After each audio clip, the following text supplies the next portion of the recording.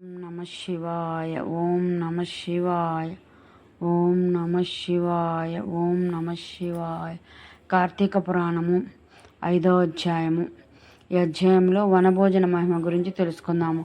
ఓ జనక మహారాజా, కార్తీక మాసములో స్నాన దాన పూజానంతరము శివాలయమందు గాని విష్ణాలయమునందు గాని శ్రీమద్ భాగవతం పారాయణము తప్పక చేయవలను. అట్లు చేసిన వారి సర్వ పాపములు నివృత్తి యగును. ఈ కార్తీక మాసంలో కరవీర పుష్పములు శివకేశవులకు సమర్పించిన వారు వైకుంఠమునకు వెళ్ళుదురు. భగవద్గీత కొంతవరకు పఠించిన వారికి విష్ణులోకము ప్రాప్తించును. కందలి శ్లోకములో నొక్క పాదమైనను కంఠస్థమరించిన ఎడల విష్ణు సాన్నిధ్యాన్ని పొందుదురు. కార్తీక మాసములో పెద్ద ఉసిరికాయలతో నిండి ఉన్న ఉసిరి చెట్టు కింద సాలాగ్రమం యథోచితంగా పూజించి విష్ణుమూర్తిని ధ్యానించి ఉసిరి చెట్టు నీడను భుజించవలను. బ్రాహ్మణులకు కూడా ఉసిరి చెట్టు కిందని భోజనము పెట్టి దక్షిణ తాంబూలములతో సత్కరించి నమస్కరించవలెను. వీలును బట్టి విసురు చెట్టు కింద పురాణ కాలక్షేపం చేయవలెను.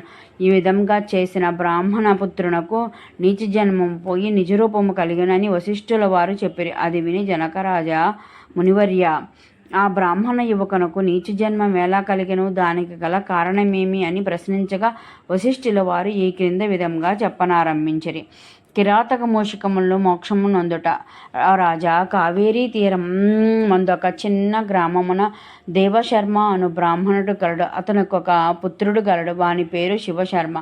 శివశర్మ చిన్నతనం నుండి భయభక్తులు లేక అతి గారాభంగా పెరుగుటం వల్ల నీచ సావాసములు చేసి దురాచార పరుడై మెలుగుచుండెను. అతని దురాచారములకు చూసి ఒకనాడు అతని తండ్రి కుమారుని పిలిచి, బిడ్డ, నీ దురాచారములకు అంతు లేకుండా ఉన్నది. నీ గురించి ప్రజలు పలు విధములుగా చెప్పుకొనుచున్నారు. నన్ను నిలదీసి అడుగుచున్నారు. నీ వల్ల కలుగు నిందలకు సిగ్గుపడుతూ నలుగురిలో తిరగలేకపోతున్నాను. కాన నీవు కార్తీక మాసమున నదిలో స్నానం చేసి శివకేశవులను స్మరించి సాయంకాలం సమయంలో దేవాలయంలో దీపారాధన చేసిన ఎడల నీవు చేసిన సకల పాపములు తొలగిపోవటయే కాక నీకు మోక్ష ప్రాప్తి కూడా కలుగును అని చెప్పాను. కానం నీవు అటులు చేయుమని బోధించాను. అంతట కుమారుడు, తండ్రి, స్నానం చేయుట వంటి మురికిపోవుటకు మాత్రమే కానీ వేరు కాదు. స్నానం చేసి పూజ చేసినంత మాత్రాన భగవంతుడు కనిపించినా దేవాలయంలో దీపం వెలిగించిన లాభమేమి, వాడిని ఇంటిలోనే పెట్టుట మంచిది కదా అని వ్యతిరేకార్థములతో పెడసరంగా సమాధానమిచ్చను.